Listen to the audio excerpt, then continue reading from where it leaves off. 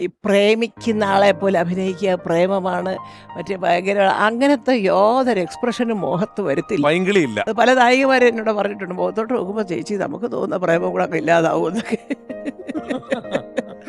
അമ്പടിക്കള്ളി ഈ സാധനം എപ്പോഴേലും അമ്പടിക്കള്ളി എന്ന് വിളിച്ചിട്ടുണ്ട്? എന്നെ വിളിച്ചിട്ടില്ല. സുഹോട്ടൻ്റെ സംസാരം കണ്ടില്ല. ആരെങ്കിലും ഒക്കെ വീട്ടിൽ വളരെ വേണ്ടപ്പെട്ടവരായിരിക്കും.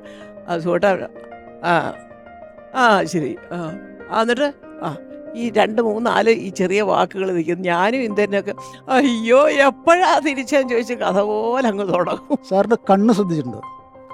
ഭയങ്കര തീക്ഷ്ണമായ കണ്ണുകളാണ് സാറിൻ്റെ.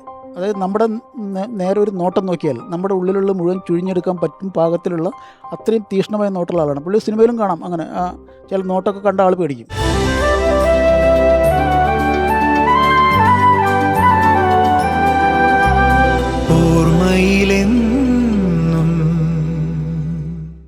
ആ സമയത്ത് അദ്ദേഹത്തിൻ്റെ ഒരു വലിയ സുഹൃത്ത് നിരവധി സിനിമകളിൽ അഭിനയിച്ചിട്ടുണ്ട്. ഹീറോ ആയിട്ട് അഭിനയിച്ചിട്ടുള്ള ഒരാളാണ്.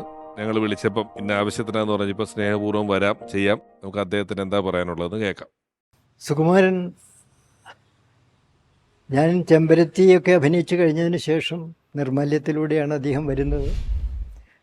ഞങ്ങൾ ഒരുമിച്ച് ഒരുപാട് ചിത്രങ്ങളിൽ അഭിനയിച്ചു, വളരെയേറെ ചിത്രങ്ങളിൽ അഭിനയിച്ചു. കൂടുതലും ഗോപികുമാർ ഡയറക്റ്റ് ചെയ്ത പടങ്ങളിലാണ് അഭിനയിച്ചത്. കണ്ണുകൾ, ഇവളൊരു നാടോടി, അങ്ങനെ ഒരുപാട് ചിത്രങ്ങൾ. പിന്നെ പി ചന്ദ്രകുമാർ സംവിധാനം ചെയ്ത അധികാരം, അങ്ങനെ കുറേ ചിത്രങ്ങളിൽ ഞങ്ങൾ ഒരുമിച്ച് അഭിനയിച്ചു. സുകുമാരനുമായിട്ട് വളരെ അടുത്ത ബന്ധമായിരുന്നു എനിക്ക്. അദ്ദേഹം അശോകനഗറിലായിരുന്നു താമസിച്ചിരുന്നത്, മദുരാശിയിൽ. ഞാൻ KK നഗറിൽ, വളരെ അടുത്തടുത്താണ്. ഞാൻ സംവിധാനം ചെയ്ത കിളിപ്പാട്ടിൽ സുകുമാരനായിരുന്നു നായകൻ. നേരത്തെ ഞാൻ ആദ്യത്തെ ചിത്രത്തിൽ അഭിനയിച്ചപ്പോൾ അതിലെ നായകൻ ഇൻ്റർവെല്ലിന് ശേഷമാണ് വരുന്നത്, ശ്രീ പ്രേംനസീർ. ഇതിലും അതുപോലെ സുകുമാരൻ വരുന്നത് ഇൻ്റർവെല്ലിന് ശേഷമാണ്. ഞാൻ എൻ്റെ നാട്ടിൽ വെച്ചായിരുന്നു ഷൂട്ടിംഗ്. വളരെയധികം കോപ്പറേറ്റ് ചെയ്തു എനിക്ക് വേണ്ടി. എല്ലാ ദിവസവും വളരെ നേരത്തെ തന്നെ 6:15 ഞാൻ ഷൂട്ട് ചെയ്തിട്ടുണ്ട് രാവിലെ. ആ സമയത്ത് വളരെ നേരത്തെ എഴുന്നേറ്റ്, കാരണം അത് പൊതുവെ അങ്ങനെ ശീലമില്ലാത്തതാണ് സുകുമാരന്. പക്ഷേ എന്നിട്ടും വളരെ നേരത്തെ എഴുന്നേറ്റ് മേക്കപ്പ് ഇട്ട് 6:15 ഷോട്ട് അറ്റൻഡ് ചെയ്ത് അങ്ങനെയൊക്കെ വളരെയധികം കോപ്പറേറ്റ് ചെയ്തു. അതൊക്കെ എനിക്ക് മറക്കാൻ പറ്റാത്ത കാര്യങ്ങളാണ്. ഈ സംസാരിക്കുന്നത് ഒരു വലിയ കാലഘട്ടത്തെ കുറിച്ച്, നമ്മൾ ആളെ പറ്റിയാണ് സംസാരിക്കുന്നതെങ്കിൽ, നമ്മളൊരു വ്യക്തിയെ പറ്റിയാണ് ഓർക്കുന്നത് സംസാരിക്കുന്നതെങ്കിൽ, എനിക്കൊക്കെ ഇപ്പം ഞാനത് പറയാൻ കാരണം വെച്ചാൽ എനിക്ക് നസീർ സാറിനെ കളറിൽ ഓർക്കാൻ പറ്റുന്നില്ല. Black and white. എനിക്ക് അദ്ദേഹം ഒരു ബ്ലാക്ക് ആൻഡ് വൈറ്റ് മനുഷ്യനായിട്ട് എനിക്ക് മനസ്സിലാക്കാൻ പറ്റുന്നില്ല. എനിക്ക് കളറിൽ ഓർക്കാൻ കളർ സിനിമകൾ അഭിനയിച്ചിട്ടുണ്ടെങ്കിലും ഓർമ്മകളിൽ അങ്ങനെ പതിഞ്ഞിട്ടേ ഇല്ലാത്ത ഒരവസ്ഥയിലാണ്.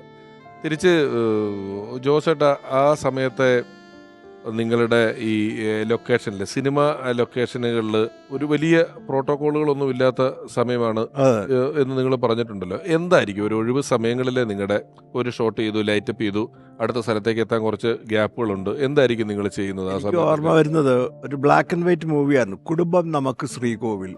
അതെ, ഹരിഹരൻ സാർ. അതെ, ഹരിഹരൻ സാറ് ചെന്നൈയിൽ ഷൂട്ട് ചെയ്യുന്ന ഏത് വലിയ സ്റ്റുഡിയോയുടെ ഹാള്. അപ്പോൾ സാറും ചേച്ചിയായിരുന്നു ജോഡി തന്നു. അതെ, ഞാനും സുഹോട്ടനായിരുന്നു ജോഡി. അപ്പോൾ അതിൻ്റെ വർക്ക് ഞാൻ ഹരിഹരൻ സാറിന് ആദ്യത്തെ പടം, എനിക്ക് കുറച്ച് പേടിയൊക്കെ ആയിട്ട് ഞാനിങ്ങനെ പുറകിലൊക്കെ അവിടെ ഇവിടെയൊക്കെ ഇങ്ങനെ മാറി നിൽക്കും. ഒരു ദിവസം നസീർ സാറ് ഷൂട്ടിങ്ങിൽ ഇതുപോലത്തെ ബ്രേക്കിൻ്റെ ഇടയിൽ ഷോട്ട് ലൈറ്റ് ഇപ്പ് ചെയ്തുകൊണ്ടിരിക്കുന്നതിൻ്റെ ഇടയിൽ ഞാനിങ്ങനെ മാറി നിൽക്കുമ്പോൾ സാർ എന്നെ വിളിച്ച് അടുത്തോട്ട് വരാൻ പറഞ്ഞു. എവിടെയാണ് എന്താണെന്നൊക്കെ ചോദിച്ചു. ഞാൻ ഫിലിം ഇൻസ്റ്റിറ്റ്യൂട്ടിൻ്റെ കാര്യങ്ങളൊക്കെ പറഞ്ഞു. ഫിലിം ഇൻസ്റ്റിറ്റ്യൂട്ടിലായിരുന്നു. എന്നിട്ട് ഫാദർ എവിടെയാണ്? ഹൈക്കോർട്ടിലാണ്, എറണാകുളത്താണ്. എറണാകുളത്താണ്. അപ്പോൾ സാറ് വളരെ കുറച്ച് കാര്യങ്ങൾ ചോദിച്ചുള്ളൂ. ഞാൻ പതുക്കെ പുറകോട്ട് മാറി പേടിച്ചിട്ട്. കാരണം ഞാൻ നിൽക്കുന്നത് പ്രേംനസീർ സാറിൻ്റെ കൂടെയാണ്. അപ്പം എനിക്ക് സാറിനോട് കമ്മ്യൂണിക്കേഷൻ പറ്റുന്നില്ല. ഒരു നെർവസായിട്ട് ഞാനിങ്ങനെ. പക്ഷെ അന്ന് വൈകുന്നേരം ഈ ഷൂട്ടിംഗ് കുറച്ച് നേരത്തെ കഴിഞ്ഞു. കുറച്ച് നേരത്തെ കഴിഞ്ഞപ്പോൾ അപ്പോൾ നമ്മളെ കൊണ്ട് കാറിൽ വിടുകയാണല്ലോ, കാറൊന്നുമില്ല. സാർ എന്നെ പിന്നെയും വിളിച്ച്, നസീർ സാർ നസീർ സാർ പിന്നെയും വിളിച്ച് അടുത്തോട്ട് വരാൻ പറഞ്ഞു. അപ്പോൾ ഞാനൊന്ന് ചെറിയ ലോഡ്ജിലാണ് താമസിക്കുന്നത്, RK ലോഡ്ജ് എന്ന് പറഞ്ഞ ലോഡ്ജിൽ. അപ്പോൾ അവിടെ നിന്ന് ഒരു 2 കിലോമീറ്റർ. ഫസ്റ്റ് പടം അല്ലേ നസീർ സാറിന്റെ കൂടെയുള്ള ആദ്യത്തെ ആദ്യത്തെ പടം? അതിനു മുമ്പ് അഭിനയിച്ചിട്ടുണ്ടല്ലോ. ദ്വീപ് ഫസ്റ്റ് പടം. ആ അതാ ഞാൻ ചോദിച്ചത്. പടം അഭിനയിച്ചു. കുമാര സാറിന്റെ കൂടെയും നസീർ സാറിന്റെ കൂടെയൊക്കെയുള്ള ഫസ്റ്റ് പടം അല്ലേ ഈ പറയുന്നത്? അതെ അതെ. അതാ ഞാൻ ബ്ലാക്ക് ആൻഡ് വൈറ്റ് എന്ന് പറഞ്ഞത്. ആ അപ്പോൾ സാറ് രണ്ടാമത് വിളിച്ചപ്പോൾ എനിക്കൊരു പിടിയും കിട്ടിയില്ല. അപ്പം അപ്പോൾ സാറെന്നോട് പറയാണ്, ലോഡ്ജിൽ ഞാൻ അയക്കാം, എൻ്റെ കൂടെ വീട്ടിലേക്ക് വരും. എന്നിട്ട് സാറിൻ്റെ ആ പുത്തൻ മഞ്ഞ കളറിലൊരു ബെൻസ് കാറിനകത്ത്, എൻ്റെ അമ്മേ, 20 ആയിരുന്നു, അങ്ങനെ എന്തോ ആയിരുന്നു എൻ്റെ നമ്പർ. ശോ. നമ്മളിത് ദൂരെ നിന്ന് ഇങ്ങനെയൊക്കെ നോക്കിയിട്ടേ ഉള്ളൂ, ബെൻസ് ഇങ്ങനെ ഒളിഞ്ഞു നോക്കുന്ന മാതിരി. അതിനകത്തൊന്നും കയറിയിട്ടൊന്നുമില്ല. സാർ എന്നോട് പറഞ്ഞു, വാ നമുക്ക് വീട്ടിലോട്ട് പോവാം, എൻ്റെ മോനുണ്ട് അവിടെ, ഷാനു അവിടെയുണ്ട്, വീട്ടിലുണ്ട്, ഷാനു എന്നാണ് വിളിക്കുന്നത്, ഞാൻ പരിചയപ്പെടുത്തി തരാമെന്ന് പറഞ്ഞ് എന്നെ ഇവിടെ ഈ ബെൻസ് കാറിനകത്ത് കയറാൻ പറഞ്ഞു. അപ്പം പിന്നെ ഞാൻ എങ്ങനെ നെർവസ് ആകാതിരിക്കുന്ന. അങ്ങനെ സാറിൻ്റെ കൂടെ വീട്ടിലേക്ക് ആദ്യമായിട്ട് പോവുകയാണ്. ഫസ്റ്റ് ടൈം സാറിൻ്റെ വീട് കണ്ടു, ഈ കാറിൽ പോയി ഇറങ്ങി. സാർ അപ്പം തന്നെ മോനെ വിളിച്ച് ഷാവൻ ഓടി വന്നു. എൻ്റെ പൊന്നെ, ഷാനു വളരെ ഫ്രണ്ട്ലി കേട്ടോ, വളരെ friendly boy. You are studying in new college. Correct. Sidhu ചേട്ടനിലോട്ട് ഒന്ന് ഞാൻ വീണ്ടും തിരിച്ചു വന്നു കഴിഞ്ഞാൽ എത്ര കൊല്ലമാണ് പിന്നെ കൂടെ ഉണ്ടായിരുന്നത്? സാറിൻ്റെ കൂടെ ആ 2 വർഷം. സാറാണ് എന്നെ 7 ആർട്സിലേക്ക് പറഞ്ഞു വിട്ടത്. വിജയകുമാർ സാറിനോട് സംസാരിച്ചിട്ട് അവിടെ ജോലിക്ക് വാങ്ങിച്ചെന്ന്. അപ്പം ഞാൻ അവിടുന്ന് ഓരോ ഷൂട്ടിംഗ് 7 ആർട്സിൻ്റെ പടങ്ങളും മോനേട്ടൻ്റെ പടങ്ങളും കഴിഞ്ഞാൽ നേരെ എൻ്റെ വീട്ടിലേക്കല്ല പോകുന്നു, കല്യാണം കഴിഞ്ഞിട്ടില്ല. അപ്പം നേരെ തിരുവനന്തപുരത്തേക്ക് വരിക. തിരുവനന്തപുരത്ത് വന്നു കഴിഞ്ഞാൽ സാറുള്ള സമയമാണെങ്കിൽ ഒരു ചാരുകസേര ഉണ്ട് അവിടെ, ആകുമ്പോൾ സാർ ഇരിക്കുന്നുണ്ടാവും. അപ്പോൾ ഞാനവിടെ ചെന്ന് പെട്ടിക്കോടെ വെച്ച് നിന്നിട്ട് സാറോട് അപ്പോൾ ഇന്നലെ പോകുന്ന കാര്യങ്ങൾ ചോദിക്കും. അപ്പോൾ നമുക്ക് ഒരു ചെറിയ പേടി പോലെ ഇങ്ങനെ മനസ്സിലുണ്ടാവും. അത് കഴിഞ്ഞാൽ സാറിൻ്റെ സംസാരം കഴിഞ്ഞ് നേരെ അകത്തേക്കാണ്. അപ്പോൾ അകത്ത് ചേച്ചി ഉണ്ടാവും, മക്കളൊക്കെ സ്കൂളിലായിരിക്കും. അങ്ങോട്ട് കടന്ന പിന്നെ ഭയങ്കര ഫ്രീ ആണ്, നമ്മുടെ വീട് പോലെ. സാറിൻ്റെ അവിടെ നിന്ന് ചാടി കിടന്ന് വേറെ എന്തോ ഒരു ലോകത്തെത്തിയ പോലെ. ഈ സിദ്ധുവേട്ടൻ അനുഭവിച്ച സുഖമുണ്ടല്ലോ ജോസേട്ടാ, ഈ ആ സുഖം ഞാനൊക്കെ സിനിമയിലുണ്ട്, സിനിമ ചെയ്തിട്ടുണ്ടെങ്കിൽ ഇപ്പം സിദ്ധുവേട്ടൻ സിനിമയിൽ തന്നെയാണ് എല്ലാവരെയും കാണുന്നുണ്ടെങ്കിൽ ആ സമയത്ത് അതൊരു വലിയ സുഖമാണ്. ആ വർത്താനം കാണുന്നതും ആ വർത്താനം കേൾക്കുന്നതും ഇവർ തമ്മിൽ പറയുന്നതൊക്കെ ഇതുമായിട്ടൊന്നും ബന്ധമില്ലെങ്കിലും ഒരു സാമി സാറ് വളരെ സീനിയറാണ്, മമ്മൂക്ക വളരെ സീനിയറാണ്. ഇവരൊക്കെ വർത്താനം പറയുന്നത് കേട്ടോണ്ടിരിക്കാൻ, ഒന്നാമത് എടാ പോടാന്ന് വിളിക്കുന്നത് നമ്മൾ ആരും കേട്ടിട്ടില്ലല്ലോ. ഇവര് തമ്മിൽ ഒരാൾ 2 പേര് തമ്മിൽ എടാ എന്താ സുഖുവേട്ടൻ ഇടാന്ന് ജോഷി വിളിക്കുന്ന ഒറ്റയാൾ സുഖുവേട്ടനാ. പിന്നെ ടെക്നീഷ്യനായിട്ട് ഞാൻ വിളിക്കടാന്ന്, സുഖുവേട്ടൻ ഇടാന്ന് ജോഷി വിളിക്കുന്നു, ജോഷി തിരിച്ചിടാന്ന് വിളിക്കുള്ളൂ സുഖുവേട്ടൻ. ഇത് നമ്മൾ മൂന്നാമത് ഒരാൾ കേൾക്കുമ്പോഴേ നമുക്ക് ഒരാൾ ജോഷി സാറിന് എടാ എന്ന് വിളിക്കുന്നത് നമുക്ക് ആ വിഷ്വല് കിട്ടത്തില്ലല്ലോ. അതുപോലുണ്ട്. അനശ്വരനായ സുകുമാരൻ സാറിന്റെ നല്ല ഓർമ്മകൾ പങ്കുവെച്ചുകൊണ്ട് നമ്മുടെ ഈ യാത്രയിൽ പുതിയൊരു അതിഥി എത്തുന്നതിന് മുമ്പ് കഴിഞ്ഞ കുറേ അധികം സമയം നമ്മളോടൊപ്പം ഉണ്ടാവുകയും നല്ല ഓർമ്മകൾ പങ്കുവെക്കുകയും ചെയ്ത പ്രിയപ്പെട്ട നടൻ ശ്രീ ജോസ്, പ്രിയപ്പെട്ട SN സാമി സാർ, രണ്ടുപേരോടുമുള്ള ഓർമ്മയിലെന്നും ടീമിൻ്റെ ഹൃദയംഗമമായ നന്ദി ഈ സമയത്തിന് ഞങ്ങൾ രേഖപ്പെടുത്തുന്നു. വളരെ നന്ദി. Thank you very much ജോസേട്ടാ.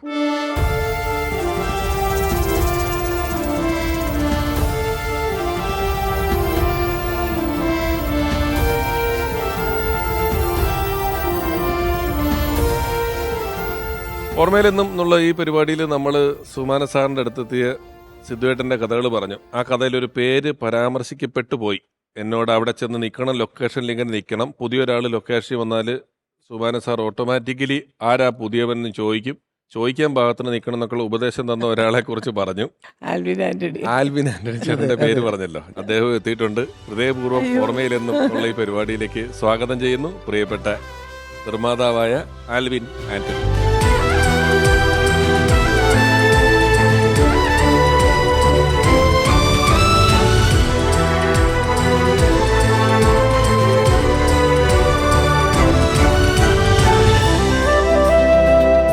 Antony ചേട്ടാ നമസ്കാരം.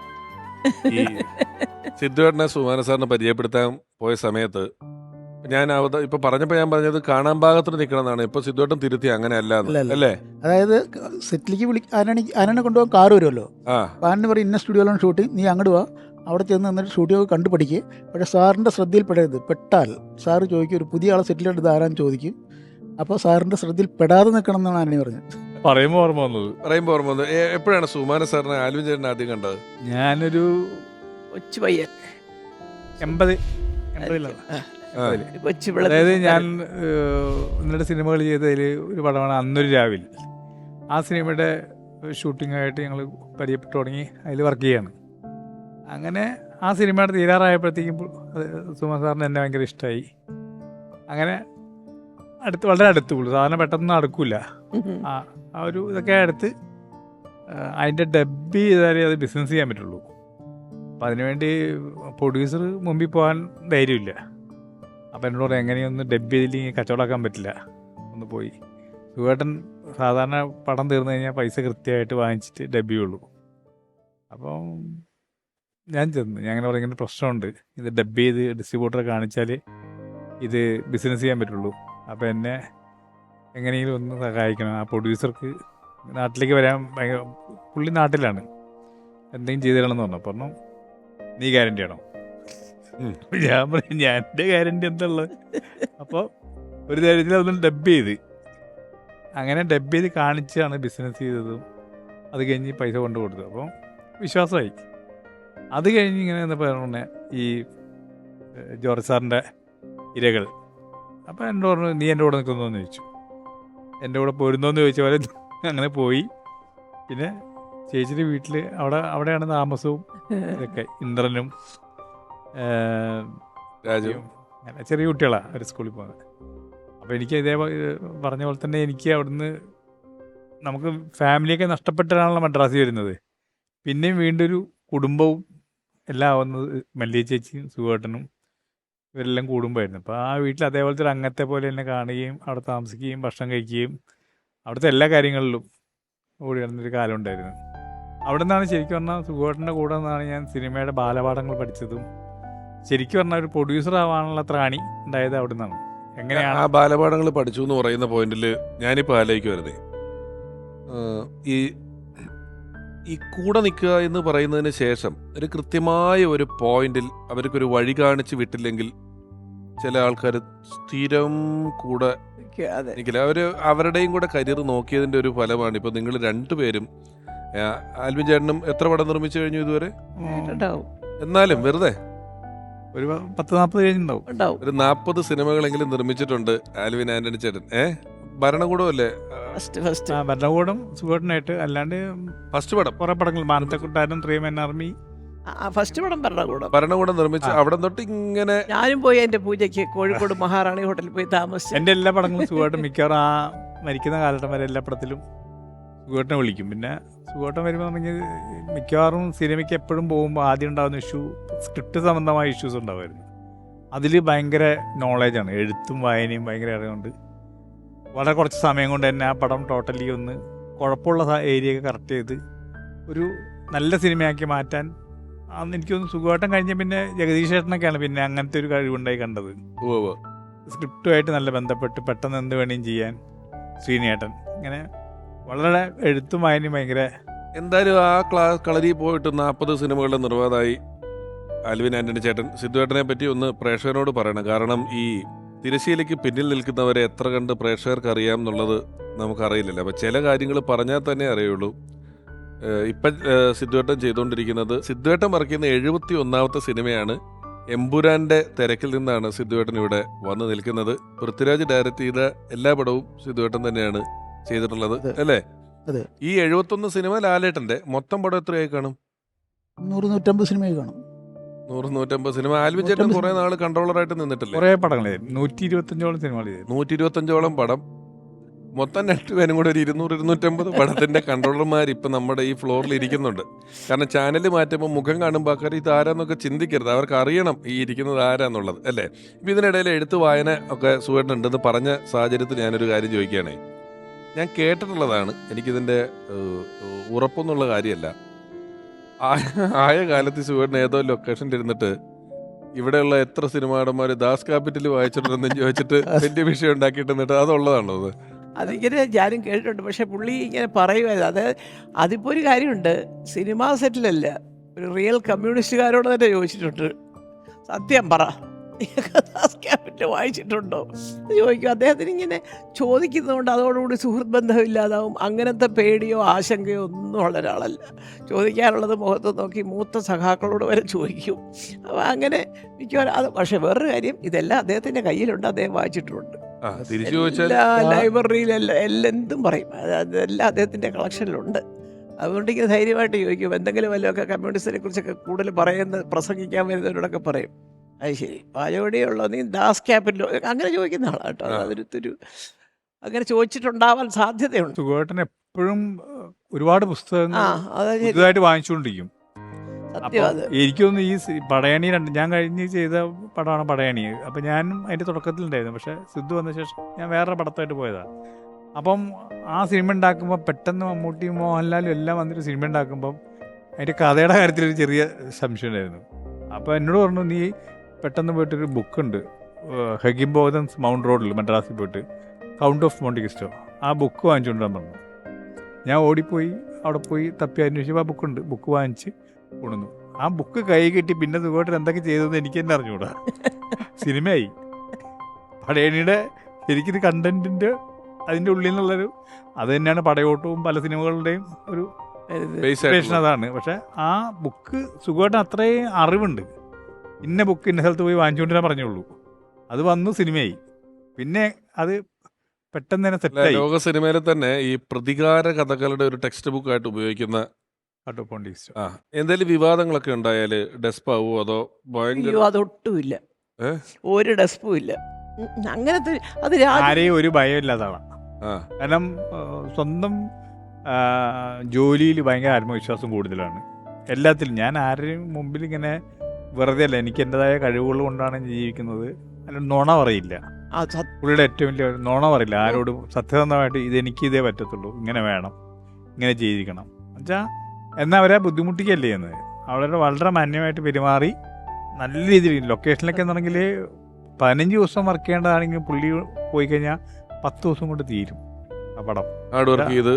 അത് ഭയങ്കര ഒരേ സമയം 2 പടം വർക്ക് ചെയ്ത് 2 തീർത്തിട്ടുണ്ട്. വടകര തേൻതുള്ളി KP കുമാരൻ, കോഴിക്കോട് മദാലസ ശങ്കരനായ സാറിൻ്റെ 2 തീർത്തു. ഒരേ ദിവസം പകലൊരു പടം, രാത്രി ഒരു പടം. അങ്ങനെ നസീർ സാർ കഴിഞ്ഞാൽ എനിക്ക് തോന്നുന്നു പ്രൊഡ്യൂസർക്ക് ഏറ്റവും കംഫർട്ടായിട്ടുള്ള ഹീറോ ആണ് സുഖേട്ടൻ. നസീർ സാറായിരുന്നു അങ്ങനെ ഒരു കാലഘട്ടത്തിൽ ഏറ്റവും ഓർമ്മയിലും ഇതുള്ളത്. പക്ഷെ സുഖേട്ടൻ അതിൻ്റെ അതേപോലെ തന്നെ ഈ നസീർ സാർ മറ്റു കാര്യങ്ങളിൽ ഇടപെടില്ല, ഒരു എല്ലാം ഡയറക്റ്റ് പറഞ്ഞു. സുഖേട്ടൻ പക്ഷേ എന്തെങ്കിലും തെറ്റ് കണ്ട വിളിച്ച് അത് ഇങ്ങനെയല്ല അങ്ങനെയാന്നൊക്കെ പറഞ്ഞ് പാച്ചപ്പ് ചെയ്ത് വേഗം ഈ പ്രൊഡ്യൂസർക്ക് ഭയങ്കര നല്ലതാണ്. കാരണം സുഖേട്ടൻ വെച്ചെടുക്കുന്ന പടങ്ങൾ പെട്ടെന്ന് തീരുകയും ലാഭകരമാവുകയും ചെയ്യുമ്പോൾ ആണ് വീണ്ടും വീണ്ടും വീണ്ടും. നമുക്ക് ഇനി അദ്ദേഹത്തിൻ്റെ സമകാലീനായിട്ടുള്ള ഒരാൾ, ഇപ്പോഴും സിനിമയിൽ വളരെ സജീവമായിട്ടുള്ള ഒരാളാണ്. നമ്മൾക്ക് ഇരിക്കുന്ന പോലെ അത്യാവശ്യം വർത്താനം പറഞ്ഞിരുന്നാൽ നല്ല കഥകൾ പറയാനും പഴയ കാര്യങ്ങൾ പറയാനും ഒക്കെ വലിയ താല്പര്യമുള്ള ഒരാളാണ്. സിദ്ധുവേട്ടനെ പറഞ്ഞ പോലെ ഫേസ്ബുക്കിൽ ഇച്ചിരി എഴുത്തൊക്കെ ഉള്ള ഒരാളാണ്. നമുക്ക് മോഹൻ ജോസേട്ടൻ്റെ ഒരു സ്റ്റേറ്റ്മെൻറ്റ് കേൾക്കാം. 85-ൽ ഇരകൾ എന്ന സിനിമയുടെ ചിത്രീകരണത്തിനിടയിലാണ് ഞാൻ സുകുമാരനുമായിട്ട് അടുത്ത് ഇടപഴകുന്നത്. അതിനുശേഷം ഞങ്ങൾ ഒരുമിച്ച് അധികം പടങ്ങളൊന്നും ചെയ്തിട്ടില്ലെങ്കിൽ കൂടി എവിടെ വെച്ച് കണ്ടാലും വളരെ സൗഹാർദ്ദപരമായിട്ട് എന്നെ വിളിച്ച് അടുത്തിരുത്തി വിശേഷങ്ങളൊക്കെ പങ്കിടുമായിരുന്നു. ആ തലമുറയിലെ അതിബുദ്ധിമാനും വിദ്യാസമ്പന്നനും തനതായ ഒരു അഭിനയ ശൈലിയുടെ ഉടമയും ആരെയും കൂസാത്ത പ്രകൃതവും സർവോപരി ഒരു ഒറ്റയാനുമായിരുന്നു. ഈ സ്വഭാവവിശേഷങ്ങളാണ് എനിക്ക് സുകുമാരനോട് ഒരു മതിപ്പ് തോന്നാൻ കാരണം. അത് മാത്രമല്ല, അദ്ദേഹത്തിൻ്റെ മക്കൾക്ക് കൊടുത്ത ഒരു ഉപദേശമുണ്ട്. ഏത് സാഹചര്യത്തിലും സത്യമേ പറയാവൂ. ഒരു പക്ഷേ അത് ആദ്യം പ്രതികൂലമായി ബാധിച്ചേക്കാം, എന്നാലും ഭാവിയിൽ അത് നന്മയായിട്ടേ വരൂ. അത് വളരെ പ്രസക്തമായൊരു ഉപദേശമാണ് ഈ കാലഘട്ടത്തിലെന്നല്ല ഏത് കാലഘട്ടത്തിലും അത് പ്രായോഗികമാക്കേണ്ട ഒരു സംഗതിയാണ്. യെസ്. സത്യം അത്. അതുപോലെ സാർ എനിക്ക് ആദ്യം ചെന്ന ഉടനെ 2 മുണ്ട് തന്നിരുന്നു. അവിടെ ചെന്ന ആദ്യത്തെ 2-3 ദിവസം കഴിഞ്ഞപ്പോൾ അത് ഞാൻ ഇന്നും സൂക്ഷിച്ചു വെച്ചിട്ടുണ്ട്. ഓ, അതേ ഞാൻ ചേച്ചിക്ക് കാണിച്ചു കൊടുത്തു. തിരുവനന്തപുരത്ത് താമസം മാറി വന്നപ്പോൾ ഞാൻ ചേച്ചിക്ക് കാണിച്ചു കൊടുത്ത മുണ്ട് 2 ലുങ്കിയാണ്. ഈ ഗൾഫിൽ നിന്ന് കൊണ്ടുവരുന്നപ്പോൾ ലുങ്കി. നേരത്തെ ലുങ്കിയെ പറ്റി ഞങ്ങൾ പറഞ്ഞായിരുന്നു. അതെ അത് ഇപ്പോഴും എൻ്റെ കയ്യിലുണ്ട്. അതേമാതിരി ചേച്ചി കത്തെഴുതി എനിക്ക് മദ്രാസിലേക്ക് അന്ന്. എഴുതുന്നതെന്ന് വെച്ചാൽ അവിടെ സിനിമ ഷൂട്ടിങ് കഴിഞ്ഞാൽ നേരെ ഇങ്ങോട്ട് പോരെന്നാണ് ചേച്ചി കത്ത് എഴുതുക. അപ്പോൾ അതിൻ്റെ അടിയിൽ ഇന്ദ്രനും രാജു എഴുതും കത്ത്. ഇന്ദ്രൻ ഏകദേശം നന്നായിട്ട് തന്നെ എഴുതും, ഇംഗ്ലീഷിലാണ്. രാജു ABCD എന്നൊക്കെ എഴുതുക. ആ കത്തൊക്കെ എൻ്റെ ഇരിപ്പുണ്ട് ഇപ്പോഴും. ഞാൻ വന്നിട്ട് ഇവർക്ക് കാണിച്ചു കൊടുത്തിട്ടുണ്ടാകും സമയത്ത്. ഈ ഒരു ഫോട്ടോ കൊടുത്താൽ പോലും സിദ്ധാർത്ഥനെ കൊടുത്തു കഴിഞ്ഞാൽ അത് നല്ല ഭംഗിയായിട്ട് വയ്ക്കും. അത് അതുപോലെ നമുക്ക് തന്നെ തോന്നും, അയ്യോ ഇതിൻ്റെ ഒരു കോപ്പി നമുക്ക് എടുക്കാമായിരുന്നു. നമ്മുടെ കയ്യിൽ ഉണ്ടെങ്കിലും നമ്മൾ ഇത്ര ഒരു പുതിയ ഫോട്ടോ കാണുമ്പോൾ എല്ലാ സംഗതിയും സൂക്ഷിച്ച് വെച്ചിട്ടുണ്ട്. അങ്ങനെ ഓർമ്മകൾ സൂക്ഷിച്ചു വെക്കുന്നത് ഒരു തുടക്കത്തിൽ നമുക്കൊരു ആദ്യം കിട്ടി. ഈ മുണ്ടിനപ്പോൾ എത്ര കാലത്തെ ഒരു പഴക്കമുണ്ട്? ഏതാണ്ട് 40 വർഷമായിട്ടുണ്ടോ? ഇപ്പം അടുത്ത വർഷമായി 40ആയി. അദ്ദേഹത്തിന് ഈ ഹ്യൂമറിൻ്റെ ഒരു അവസ്ഥ എങ്ങനെയുണ്ട്? നർമ്മം പറയുമായിരുന്നോ അതോ? നർമ്മം പറയുകയൊക്കെ ചെയ്യും, പക്ഷേ അതൊരു സദസ്സറിഞ്ഞ് സംസാരിക്കുക എന്ന് നമ്മൾ പറയത്തില്ലേ എന്ന് പറഞ്ഞാൽ അദ്ദേഹത്തിൻ്റെ ഒരു മനസ്സറിഞ്ഞ്, അല്ലെങ്കിൽ അതുപോലെ തന്നെ വളരെയധികം ചെറുപ്പം മുതലേ ഉള്ള കൂട്ടുകാർ ഇതുപോലെ വളരെ സ്വാതന്ത്ര്യമായിട്ട് എന്തും സത്യമായി ഞാൻ പറയട്ടെ, ഇന്നത്തെ തലമുറയിൽ സുഗേട്ടൻ ഏറ്റവും അതുപോലെ കണ്ടിരുന്നത് മമ്മൂട്ടിയാണ്.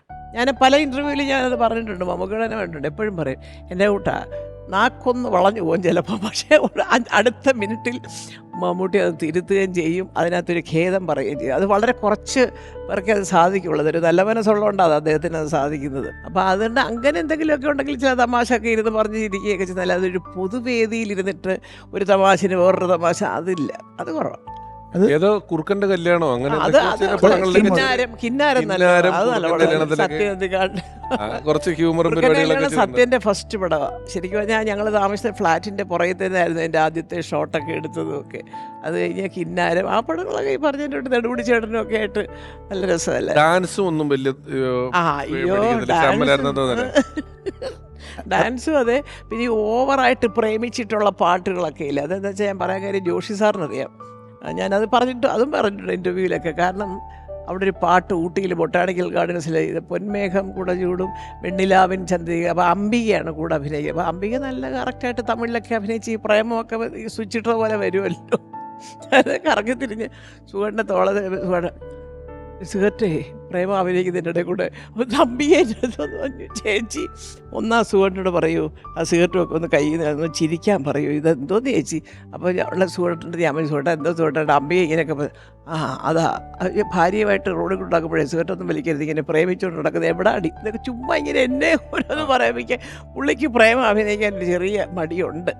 വെറുതെ പാട്ട് പാടി ചിരിക്കുക അതൊക്കെ ഓക്കെയാണ്, പക്ഷേ ഒരു ഓവർ പ്രണയം കാണിക്കാനും ഒരു അത്ര ഇല്ല. ജീവിതം അതുപോലെയാണല്ലോ, മറ്റുള്ളവരുടെ മുമ്പിൽ വെച്ച് എൻ്റെ ഭാര്യ അങ്ങനത്തെ ഒരു ഷോ ഇല്ല. അല്ല, ഇപ്പം നേരത്തെ രാജുവിനും അതേ സ്വഭാവമാണെന്ന് ആൽവിൻ അനുചേട്ടൻ പറഞ്ഞല്ലോ. അപ്പം ഈ നമ്മളിപ്പോൾ നേരത്തെ പറഞ്ഞ പോലെ ക്ഷുഭിത യൗവനം, ഒരു വടക്കേന്ത്യയിൽ അത് അമിതാഭ് ബച്ചൻ പിടിച്ചിരിക്കുന്നു എന്ന് പറയുന്ന ഈ ക്ഷുഭിത യൗവനം എന്ന് പറയുന്നതിൻ്റെ പ്രതീകമായിട്ട് നമ്മൾ പറയുന്നുണ്ട്. അപ്പം ഞാൻ ചോദിക്കുന്നത്, ഇപ്പം പൃഥ്വിരാജ് അത്യാവശ്യം ആ പേരുകളെല്ലാം കിട്ടുന്നുണ്ട്. അല്ല, സുകുമാർ സാറിൻ്റെ ആദ്യത്തെ പേര് തന്നെയായിരുന്നു. അതെ, ക്ഷുഭിതയൗവനം. അതാ ഞാൻ പറഞ്ഞത്, യൂണിവേഴ്സിറ്റി കോളേജിലൊക്കെ വെച്ചിട്ട് ആ പിള്ളേരൊക്കെ അത് സുഖം ഇറങ്ങിയപ്പോൾ ആംഗ്രി യങ് മാൻ. ആംഗ്രിയാ. ഇത് കുറച്ച് പൃഥ്വിരാജനും അത്യാവശ്യം കുറച്ചല്ല അതേ സ്വഭാവം, വെട്ടിത്തുറഞ്ഞ് പറയും, സത്യസന്ധമായിരിക്കും. പുള്ളി പറ്റുമെങ്കിൽ പറ്റും, പറ്റില്ലെങ്കിൽ പറ്റില്ല. അതില് എന്ത് ആ സമയത്തുള്ള പ്രശ്നം മാത്രമേ ഉള്ളൂ പറയുമ്പോൾ. ഈ വെറുതെ പുറകെ പ്രൊഡ്യൂസേഴ്സിനെ നടത്തുകയോ മറ്റ് ഡയറക്ടർമാരെ നടത്തുകയൊന്നുമില്ല. എനിക്ക് പറ്റുമെങ്കിൽ പറ്റും. അല്ല, ഞാൻ ഇതിന്റെ ഒരു ടെൻഷന് ഇപ്പം നമ്മള് ഇപ്പം അമ്മയെന്നുള്ള നിലയിലും ഭാര്യ എന്നുള്ള നിലയിലും ഇതിന്റെ ടെൻഷനും ചെറിയ ചെറിയ പരാതികളും കേൾക്കാറുണ്ട്. ചേച്ചിയുടെ അടുത്ത് വരുന്നില്ല? തീർച്ചയായിട്ടും കേൾക്കാറുണ്ട്. കാരണം രാജു ഇങ്ങനെ ഗൗരവത്തിലിരുന്നു, മൂളിയതേ ഉള്ളൂ, ചിരിച്ചില്ല എന്നൊക്കെ കേൾക്കാറുണ്ട്. അപ്പം ഞാൻ പറയും, അത് ഒന്ന് അച്ഛനും ഒന്ന് അമ്മയോ, അത് അച്ഛനാ, അധികം മുകളിലും ചിരിയും ഒന്നുമില്ല. പക്ഷേ നിങ്ങൾ പറയുന്നതൊക്കെ കേൾക്കുന്നുണ്ട്, അതിനുള്ള മറുപടി അവൻ പറയും. ഇത് ഞാനും ഇന്ത്യനും കുറച്ച് കൂടുതൽ ഞങ്ങളുടേതായ ഒരു ഇൻട്രൊഡക്ഷൻ ഉണ്ടല്ലോ, ചിരി കളി കുശലം ചോദിച്ചു, എങ്ങനെ വന്നു, എങ്ങോട്ട് പോയി, കാറി വന്നോ, ബസ്, ഇതൊന്നും ചോദിക്കേണ്ട കാര്യമില്ല, ഒരു പുസ്തകം തരാൻ വന്നവരായിരിക്കും. പക്ഷെ ഞാനും ഇന്ത്യനും അങ്ങനെ കുറച്ചിട്ട് കൂടുതൽ സംസാരിക്കുകയും ഇവർ രണ്ടുപേരും ഒട്ടും സംസാരിക്കാതിരിക്കുകയും ചെയ്യും. അപ്പോൾ ഞാൻ ഒരിക്കൽ പറഞ്ഞു, യോ ദൈവമേ, എന്ത് ഞാൻ ആലോചിക്കും, നമ്മുടെ ദാസേൻ്റെ ഭാര്യ പ്രഭ ഒരിക്കൽ വീട്ടിൽ വന്നു ഞങ്ങളുടെ. വന്നപ്പോൾ സുഖേട്ടൻ അവിടെ ഇരിപ്പുണ്ട്. അപ്പോൾ ഞാൻ സംസാരിച്ചു. പ്രഭ വന്നേണ്ടൊക്കെ ചോദിച്ചപ്പോൾ ആ ശരി, അപ്പോൾ ദാസൻ ഇങ്ങനെ അവിടെ ഇവിടെയൊക്കെ ഞെക്കി മൂളിയൊക്കെ മൂന്നു. പ്രഭ പോയി കഴിഞ്ഞപ്പോൾ ഞാൻ പറഞ്ഞു, എന്തോ സുഖേട്ടാ, എന്തോ വിചാരിച്ചാണ് പ്രഭ? അയ്യോ ദൈവമേ, ദാസേട്ടനോടൊക്കെ പോയി പറയുമോ, എന്തോ സുഖേട്ടൻ എന്തോ ഇങ്ങനെ മൂകി എന്നൊക്കെ പറഞ്ഞല്ലാതെ ഒന്ന് കാര്യമായിട്ട് അല്ല, അത് നീ ഒരു അവസരം തന്നിട്ടുണ്ട് എനിക്ക് എന്തെങ്കിലും ഒന്ന് ചോദിക്കാനായിട്ട്. നമ്മൾ രണ്ടുപേരും കൂടെ ആയിക്കഴിഞ്ഞാൽ മേലാലേ വീട്ടിലോട്ട് പ്രഭ കയറുകയല്ല എന്ന് പറഞ്ഞ ആളാ. അതൊക്കെ സംസാരം വളരെ കുറവാണ് അച്ഛനും ഇളയ മോനും. അല്ല, വീടിനുള്ളിൽ രണ്ടുപേരും നല്ല തമാശ അതെ, അതൊക്കെ ശരിയാണ്. സാറും അതെ, രാജു അതെ. അത് ഈ പുറത്ത് കാണുന്ന ആൾക്കാരെ അല്ല, വീടിന്റെ ഉള്ളിൽ അത് സത്യം. രണ്ടുപേരും നല്ലോണം തമാശയും പറയും. സിൽക്ക് സ്മിതയുടെ ഡാൻസ് ഒക്കെ കളിക്കും. സ്മിതയുടെ മുമ്പിൽ തന്നെ കാണിച്ചിട്ടുണ്ട് ഷൊർണൂർ ഗസ്റ്റ് ഹൗസിൽ. മനസ്സിൽ ചിന്തിക്കാൻ പോലും പറ്റുന്നില്ല. അങ്ങനെയായിരുന്നു. ഷൊർണൂർ ഗസ്റ്റ് ഹൗസിൽ സ്മിതയുണ്ട്. പാത്തികളൊക്കെ എന്നതാ പണ്ടാങ്ക ഞാൻ ഇപ്പടിയാക്കാ ഡാൻസ് പണ്ടെന്ന് എന്നോട് ചോദിച്ചിട്ടുണ്ട്. സുഖേട്ടനെ എനിക്ക് അവസാനം ലാസ്റ്റ് കോള് മരിക്കുന്നതിന് തൊട്ട് മുമ്പ് ഇന്ദിരാഗാന്ധി ഹോസ്പിറ്റലിൽ നിന്ന് എനിക്ക് വിളിച്ച ആൻ്റണി, ഞാൻ ഇവിടെ എത്തിയിട്ടുണ്ട്. ഞാൻ വാഴുന്ന സിനിമയുടെ ലൊക്കേഷനിലായിരുന്നു. അപ്പോൾ അവിടുന്ന് പെട്ടെന്ന് വരണം എന്ന് പറഞ്ഞു, ഇന്ദിരാഗാന്ധിയിലുണ്ടെന്ന് പറഞ്ഞു. അപ്പോൾ ഞാൻ സുഖേട്ടൻ കിടക്കേണ്ട ആവശ്യമില്ല, ആരെങ്കിലും ചേച്ചി ഓടി അവിടെ ചെന്നപ്പോഴത്തേക്കും മരിച്ചുപോയി, കാണാൻ പറ്റിയില്ല. അപ്പം അത് കഴിഞ്ഞുള്ള എല്ലാ കാര്യങ്ങളിലും ഞാൻ കൂടെ ഉണ്ടായിരുന്നു. പക്ഷെ ഞാൻ ഇപ്പോൾ ഓർക്കുമെന്നുണ്ടെങ്കിൽ എനിക്ക് ആ ഗുരുവിന് അന്നൊന്നും എനിക്ക് ജീവിച്ചിരുന്നപ്പോൾ ഒന്നും ഞാൻ അങ്ങോട്ട് ആവശ്യമില്ല, എന്നെക്കൊണ്ട് ഒന്നും ചെയ്യേണ്ട ആവശ്യം പുള്ളിക്കില്ല, സാമ്പത്തികമായിട്ടോ മറ്റു കാര്യങ്ങളൊന്നുമില്ല. മരിച്ചു കഴിഞ്ഞപ്പോൾ ഞാൻ ചോദിച്ചു, എന്ത് ഇങ്ങനെ എല്ലാം ഒരു ടെൻഷനാണ് മൊത്തം. പിള്ളേർ ചെറുതാണ്, ചേച്ചിയുണ്ട്, ഞാനാണ് ഇവിടുത്തെ എല്ലാ ഓടികളെന്നെല്ലാം ചെയ്യുന്നത്. അപ്പോൾ അവസാനം ഞാൻ നോക്കിയപ്പോൾ 7 Artsൻ്റെ ഒരു സിനിമ ചെയ്തിട്ടുണ്ട്. പക്ഷേ ഞാൻ എന്തോ നിർഭാഗ്യവശാൽ പൈസ ഇല്ലാണ്ടാണ് അവിടെ നിന്ന് വന്നത്. ജസ്റ്റ് കാറെടുത്ത് വന്നു, പൈസ ഇല്ല. അപ്പോൾ അവിടെ നിന്ന് ചെയ്യേണ്ട കാര്യങ്ങൾ പെട്ടി വാങ്ങിക്കണം ഈ സുഖേട്ടനെ കൊണ്ടുപോകാനുള്ള. അപ്പം ഞാനിത് നോക്കുമ്പോൾ എൻ്റെ കയ്യിൽ പൈസ ഇല്ല. അപ്പം ഞാൻ ഓടി എൻ്റെ കൂടെ വർക്ക് ചെയ്യുന്ന സുമേഷ് സാമുവലുണ്ട്, എടാ പെട്ടെന്ന് എനിക്ക് ലൊക്കേഷനിൽ പോയി, എനിക്ക് അവിടം വരെ പോയി വരാൻ സമയമില്ല, ഇത് വേണം. ചേട്ടൻ വാ, നമുക്ക് ഈ പരിചയമുള്ള കടയുണ്ടെന്ന് പറഞ്ഞു. ഞാൻ പോയി അവിടെ ചെന്ന് ഇവിടുന്ന് വിളിച്ച് പറഞ്ഞ സാധനമൊക്കെ വാങ്ങിച്ച് ഞാൻ അവിടെ കൊണ്ട് എല്ലാം സെറ്റ് ചെയ്ത് തിരുവനന്തപുരത്ത് വരെ ഞാൻ പോയി കൂടെ. എനിക്ക് തോന്നുന്നു അദ്ദേഹം ചെയ്തതിന് എനിക്ക് എൻ്റെ ജീവിതത്തിലൊന്നും കാര്യമായിട്ടൊന്നും ചെയ്യാൻ സാധിച്ചില്ലെങ്കിൽ പോലും അവസാനം എനിക്കിങ്ങനെ വിളിച്ചപ്പോൾ ലാസ്റ്റ് മിനിറ്റിൽ എത്താനും ഞാൻ വൈകിപ്പോയി. ചേച്ചിയും അഭിനേത്രിയാണ്. അതെ. അഭിനയത്തെ പറ്റി എന്തെങ്കിലും പറഞ്ഞിട്ടുണ്ടോ? അല്ല, ഞങ്ങൾ ഒന്നിച്ച് അഭിനയിച്ചിട്ടുണ്ട് ചില ചിത്രങ്ങളിലൊക്കെ. അപ്പം എൻ്റെ അടുത്ത് ചോദിക്കുന്നത്, താനെന്തോടോ ഇങ്ങനെ ഒരുമാതിരി ഇങ്ങനത്തെ ചെറിയ ഇയാൾ അത്യാവശ്യം അഭിനയിക്കാൻ അറിയാവുന്ന ഒരാളാണല്ലോ. അപ്പം ഞാൻ ചോദിച്ചു, എനിക്ക് ഇനി വെച്ച് നീട്ടിയെങ്കിലല്ലേ എനിക്ക് അഭിനയിക്കാനൊക്കെ ഉള്ളൂ. അന്നൊക്കെ അല്ല, എൻ്റെ ഭാഗത്ത് വെച്ചാൽ ഞാൻ അങ്ങനെ ഒരു ഭയങ്കര റോള് കിട്ടണം എന്ന് പറഞ്ഞാൽ ആൻ്റണിക്കൊക്കെ ഞാൻ അങ്ങനെ ആരുടെ പോയിട്ടുമില്ല. നല്ല പ്രായത്തിലേ ഇപ്പം പിന്നെ തീരെ വയസ്സായി. അന്നൊന്നും ഇങ്ങനെ വേണം അങ്ങനെ വേണം എന്ന് പറഞ്ഞില്ല. എന്നെ വിളിച്ചു തരുന്ന നല്ല വേഷങ്ങളൊക്കെ KG ജോർജ് സാറ്, വിൻസെൻ്റ് മാഷ്, നമ്മുടെ ലിസ ബേബി സാറ്, ആ പടങ്ങളിലൊക്കെ നല്ല വേഷങ്ങളാണ്. ഹരിഹരൻ സാറ്, അവരുടെയൊക്കെ പടത്തിനകത്താണ് ഞാൻ സുഖേട്ടൻ്റെ കൂടെ മിക്കവാറും. ജോർജ് സാറിൻ്റെ ഓണപ്പുടവ, മണ്ണ്, ഇതിലെല്ലാം സുഖേട്ടനുണ്ട്. അത് അങ്ങനെ പോയിട്ടേ ഉള്ളൂ. ഒന്നല്ലാതെ എനിക്ക് അഭിനയിക്കാൻ അറിഞ്ഞുകൂടാന്ന് സുഖേട്ടൻ ഒരിക്കലും പറഞ്ഞിട്ടില്ല. ഒരുപാട് ഇമ്പ്രവൈസ് ചെയ്യാൻ പറ്റുന്ന ഒരു ആർട്ടിസ്റ്റാണ് നിങ്ങളുടെ അമ്മ എന്നേ പറഞ്ഞിട്ടുള്ളൂ. പക്ഷേ അവൾക്ക് ഒരു വേണ്ടത്ര രീതിയിലുള്ള നല്ല വേഷങ്ങൾ. എന്നിട്ട് ഇരകളിൽ ശ്രീവിദ്യയ്ക്കൊരു ചെറിയ ക്ലാഷ് വന്നൊരു തെലുങ്ക് പടമായിട്ട്. ആ വേഷം ചെയ്യാനായിട്ട് എനിക്ക് ഡ്രസ്സ് വരെ തയ്പ്പിച്ചു പ്രഭാകരൻ എന്ന് പറഞ്ഞൊരു കോസ്റ്റ്യൂമറെ കൊണ്ട്. അപ്പോൾ വിദ്യയ്ക്ക് അതൊരു വലിയ വിഷമമായി പോയി. സുഖേട്ടൻ ആദ്യമായിട്ട് എടുക്കുന്ന ഒരു പടത്തിനകത്ത് ഞാനിങ്ങനെ ഡേറ്റ് തെറ്റിക്കുന്ന അവിടെയൊക്കെ വിദ്യ അവരോടൊക്കെ കയ്യും കാലും ഒക്കെ പിടിച്ച് കറക്റ്റായിട്ട് വരുന്നപ്പോഴത്തേക്ക് ഡ്രസ്സൊക്കെ തയ്ച്ച് എനിക്ക് കിട്ടിയെങ്കിലും വിദ്യ തന്നെ വന്നു. ഞാനും പറഞ്ഞു, കാരണം അന്ന് രാജു 2 വയസ്സൊക്കെ ഉള്ളൂ. എനിക്ക് അവൻ്റെ പുറകെ നടക്കുന്ന തന്നെ ഒരു ജോലിയാണ്. എന്നിട്ടും പോയി മുണ്ടക്കയത്ത് പോയി താമസിച്ച് സിദ്ധാർത്ഥ അറിയാൻ രാവിലെ 5:30 മണിക്ക് 4-5 ഫ്ലാസ്കിൽ കട്ടൻ കാപ്പിയും കട്ടൻ ചായ ഇട്ട് ഞാൻ കൊടുത്തു വിടും. ഞാൻ എഴുന്നേക്കും. എന്താണെന്നറിയാം, യൂണിറ്റുകാരെ വിളിച്ചു ഉണർത്താൻ. അപ്പം എന്നിട്ട് അന്നൊക്കെ നമ്മൾ വിളിച്ച് ചായ കൊടുത്ത് വിളിച്ചു ഉണർത്തണം. ഇപ്പം ഉണർത്തണം. സുഖമായിട്ട് എനിക്കന്ന് ഈ രാവിലത്തെ ഷൂട്ടിംഗ് ടൈമിന് കാപ്പി എന്ന് പറഞ്ഞുകൊണ്ടിരുന്നത് 5:30 കോപ്പി എന്ന് പറഞ്ഞാൽ ആ 5:30 റെഡി ആവാൻ അങ്ങനെയാണ്. സുഖമായിട്ട് വരും. സുഖോട്ടം മരിച്ചൊരു 3-4 കൊല്ലം കഴിഞ്ഞപ്പോൾ യൂണിറ്റുകാരനോട് പറയാം, മാഡത്തിന് അറിയാവോ, ഒന്നും തോന്നല്ലേ, എന്താ സാറ് ഹോൺ അടിക്കും, ഹോട്ടലിൻ്റെ ഗേറ്റ് വന്നില്ല 5 മണിക്ക് സെക്യൂരിറ്റി ഗേറ്റ് തുറക്കാൻ. അപ്പോൾ തലേ ദിവസം രാത്രിയിൽ ബ്രഷിൽ പേസ്റ്റ് ഇങ്ങനെ എടുത്ത് തലയ്ക്ക് വെച്ചിട്ടുണ്ട് അവർ. അപ്പോൾ സുഖോട്ടൻ്റെ ഹോൺ അടിക്കുമ്പോൾ എല്ലാവരും എഴുന്നേറ്റ് സാറേ പല്ലേച്ചിരി കുളിയും കൂടെ ഉള്ളത്, അപ്പോൾ ഈ ഹോൺ അടിക്കുന്നത് കേട്ടോണ്ട് ഇത് വരച്ചോണ്ട് നിൽക്കുക. എനിക്ക് ആ ക്ലാസ് കിട്ടിയതെന്നറിയോ, നമ്മൾ 7 മണിക്ക് ഷൂട്ടിംഗ് തുടങ്ങുന്ന പറഞ്ഞാൽ 7 മണിക്ക് ഷൂട്ടിംഗ് ക്യാമറ ഓൺ ചെയ്യണം. അതിനു മുമ്പ് നമ്മൾ അസംബ്ലി തിരിക്കണം. അത് കഴിഞ്ഞ് നമ്മൾ ഷൂട്ടിംഗ് ടൈം കഴിഞ്ഞ് എവിടെ പോയാലും ഒരു പ്രശ്നമില്ല. പക്ഷെ ആ വർക്ക് ചെയ്യുന്ന ഹവേഴ്സ് നമ്മൾ കറക്റ്റായിട്ട് കൃത്യമായിട്ട് മണിക്കൂറുകൾ ഇത്ര സീൻ എടുത്തിരിക്കണം. അതൊക്കെ പിന്നെ എനിക്ക് തോന്നുന്നു ഞാൻ ഈ സ്ക്രിപ്റ്റ് വായിക്കാൻ തുടങ്ങിയത് സുഖമായിട്ടും കാരണം ഒരു സ്ക്രിപ്റ്റ് വായിച്ചാലേ നമുക്കൊരു സിനിമ എങ്ങനെ പ്ലാൻ ചെയ്യണമെന്ന് ഒരു പ്രൊഡക്ഷൻ കൺട്രോളർക്ക് അല്ലെങ്കിൽ പ്രൊഡ്യൂസർക്ക് ആവശ്യമാണത്. ഇത് വായിച്ചു കഴിഞ്ഞാൽ നമുക്കറിയാം ഏത് സാധനം എവിടെ വേണം, എങ്ങനെ വേണം, എന്തിനു വേണം, ആവശ്യമുണ്ടോ ഇല്ലയോ, ഇതെല്ലാം നമുക്ക് തന്നെ ഡിസൈൻ ചെയ്യാം. പിന്നെ നമ്മുടെ കൂടെ ഉള്ളവരെ വർക്ക് ചെയ്ത് പ്രാക്ടിക്കലാക്കി എടുത്താൽ മതി. ഈ ഡയറക്ടർ സ്ക്രിപ്റ്റ് റൈറ്റർ മാത്രം സ്ക്രിപ്റ്റ് പഠിച്ചാൽ പോരാ, ആ ഡയറക്ടറും പ്രൊഡക്ഷൻ കൺട്രോളറും എല്ലാവരും വായിക്കണം. അപ്പം എന്നുണ്ടെങ്കിൽ നമുക്ക് എല്ലാ കാര്യം ഏതാ എടുക്കാൻ പോകുന്നതെന്ന്, നാളെ എത്ര സീൻ എടുക്കുന്നു, എവിടെ ഉണ്ട്, ആരൊക്കെ വേണം, എങ്ങനെയാണ് ഫുൾ ബൈഹാർട്ടായി തലയ്ക്കാതെ അത് കയറ്റാൻ പഠിപ്പിച്ചത് സുഖേട്ടനാണ്. ആ ഒരു സ്കൂള് കുറച്ച് രാജുവിനുണ്ട്.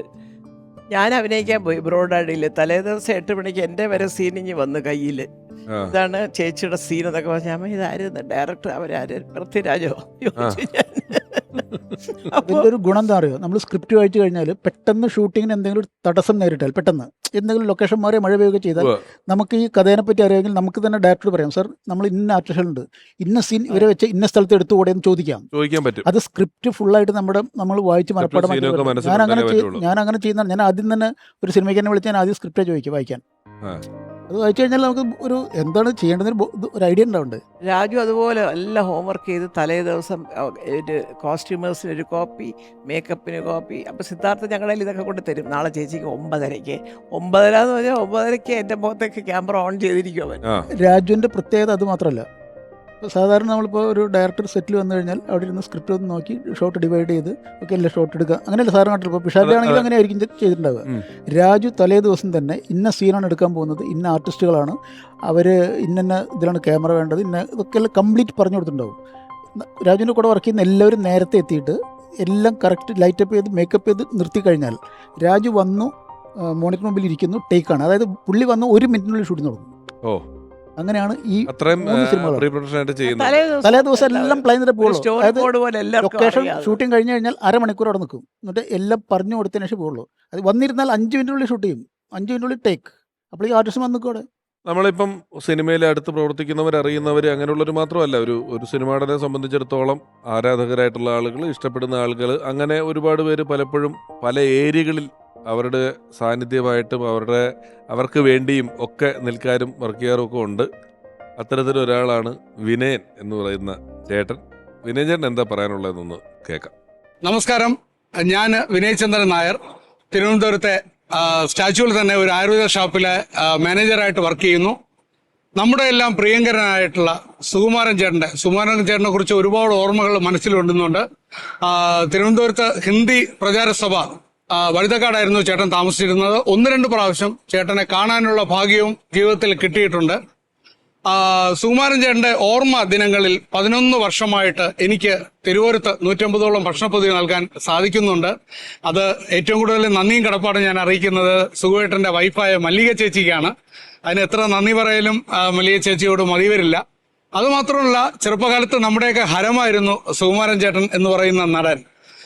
അദ്ദേഹം ചെയ്തു വെച്ച കഥാപാത്രങ്ങളിലൂടെ ഇന്നും അദ്ദേഹം ജീവിക്കുന്നു എന്ന് പറയുന്നത് ഒരു വലിയ കാര്യം തന്നെയാണ്. വീഡിയോ എടുക്കാൻ പോയപ്പോൾ വിനയൻ ചേട്ടനൊക്കെ വലിയ ആവേശത്തിലാണ് പറഞ്ഞത്. പരിപാടിയെക്കുറിച്ചും ചെയ്യുന്നതിനെക്കുറിച്ചും എല്ലാ ഓർമ്മ ദിവസത്തിനും ഒരുപാട് കുട്ടികൾ തെരുവോരങ്ങളിലുള്ളവർക്ക് ഭക്ഷണം കൊടുപ്പും കാര്യങ്ങളും പരിപാടികളൊക്കെ കോർഡിനേറ്റ് ചെയ്യുന്നുണ്ട്. അത് ഞാൻ കൊടുക്കും. ഇത്രയും കൊല്ലമായിട്ട് മുടങ്ങാതെ ഞാൻ പറയും, ഈ വലിയ കാണിക്കലിനെക്കാട്ടി നല്ലതയ്യോ നമുക്കതിനൊരു വിഷമം തോന്നും. ആ പൊതി വാങ്ങിക്കാനായിട്ട് ആൾക്കാരിങ്ങനെ ക്യൂ നിൽക്കുന്നത്, വയസ്സായവരും ആണുങ്ങളും പെണ്ണുങ്ങളും ഒക്കെ. ഒരു 10-250 പേർക്കുള്ള ഭക്ഷണം അന്ന് കൊടുക്കും. വീണ്ടും നേരത്തെ പറഞ്ഞല്ലോ, ഒരാൾ അമ്മക്കുട്ടിയും അതെ. ഒരാള് അച്ഛൻകുട്ടിയാണെന്നുള്ളത്. ഇപ്പൊ രാജു ഷൂട്ടുമായിട്ട് ബന്ധപ്പെട്ട് ഗുജറാത്തിലോ അവിടെ ആയിരുന്നു. ഇപ്പൊ ബോംബെയിലെത്തി. 50 ദിവസമായിട്ട് ഗുജറാത്തിലായിരുന്നു. എന്തായാലും വടക്കേന്ത്യൻ പ്രദേശങ്ങളിലാണ് അവിടെ നടക്കുന്നുള്ളത്. ഞാൻ ഇല്ല. ഇന്ദ്രയത്തിനെ ഞാൻ വിളിച്ചിരുന്നു, അദ്ദേഹത്തിനോട് സംസാരിച്ചു. നമുക്ക് ഇന്ദ്രയത്തിന്റെ ഒരു കാര്യം കൂടെ കേൾക്കാം. അച്ഛൻ അറിയപ്പെട്ടിരുന്നത് അച്ഛൻ്റെ ഡയലോഗ് ഡെലിവറിയിലൂടെയാണ് കൂടുതലും. അച്ഛൻ്റെ ഫാൻ ഫോളോയിങ് അച്ഛനെ ഇഷ്ടപ്പെട്ടിരുന്നത് അതുകൊണ്ടാണ്. കാരണം എനിക്ക് തോന്നുന്നു പണ്ട് ഒരു പക്ഷേ ഒരു 60s ഒരു 70s കാലഘട്ടം വരെ സിനിമയിലൊരു വലിയ അളവിൽ കുറച്ച് നാടകീയത ആവശ്യമായിട്ടുള്ള ഒരു കാലഘട്ടമായിരുന്നു. കാരണം നാടകത്തിൽ നിന്ന് സിനിമയിലേക്കുള്ള പ്രേക്ഷകൻ്റെ ഒരു ട്രാൻസിഷൻ ടൈമായിരുന്നു. അതുകൊണ്ട് തന്നെ സിനിമ കംപ്ലീറ്റ്ലി മാറി നിൽക്കാതെ സാധാരണ പ്രേക്ഷകർ റിലേറ്റ് ചെയ്യാൻ പറ്റുന്നത് പോലെ കുറച്ച് നാടകീയത പെർഫോമൻസസിൽ സംവിധായകർ ആവശ്യപ്പെടുന്ന ഒരു കാലഘട്ടം ആയിരുന്നു 60-70 എന്ന് പറയുന്നത്. പക്ഷെ അതിനുശേഷം അച്ഛൻ്റെ ഒരു വരവോടുകൂടി എനിക്ക് തോന്നുന്നു ഈ വളരെ ഈസി ആയിട്ട് ഡയലോഗ് പറയുക, അല്ലെങ്കിൽ വളരെ കാഷ്വലായിട്ട് ഡയലോഗ്സ് പ്രസൻറ്റ് ചെയ്യുക, അല്ലെങ്കിൽ കഥാപാത്രങ്ങളെ വളരെ കാഷ്വലായിട്ട് പ്രസൻറ്റ് ചെയ്യുക എന്ന് പറയുന്ന ഒരു രീതി ഒരു പക്ഷേ അച്ഛൻ്റെ ആ ഒരു സമയം തൊട്ടാണ് ഇങ്ങോട്ട് തുടങ്ങിയതെന്ന് എനിക്ക് തോന്നുന്നു. അതുകൊണ്ട് തന്നെയാണ് സുകുമാരൻ എന്ന് പറഞ്ഞ നടനെ ഡയലോഗ് വീരൻ എന്ന് പലരും പറഞ്ഞിരുന്നത്. കാരണം അച്ഛൻ്റെ ഒരു വളരെ ഈസി ആയിട്ട് ഡയലോഗ്സ് പ്രസൻറ്റ് ചെയ്യുന്ന ഒരു രീതി, വളരെ കാഷ്വലായിട്ട് സംസാരിക്കുന്ന ഒരു രീതി, അതൊക്കെ ഭയങ്കരമായിട്ട് അച്ഛൻ്റെ ആരാധകർ ഏറ്റെടുത്തിരുന്നൊരു സംഭവമാണ്.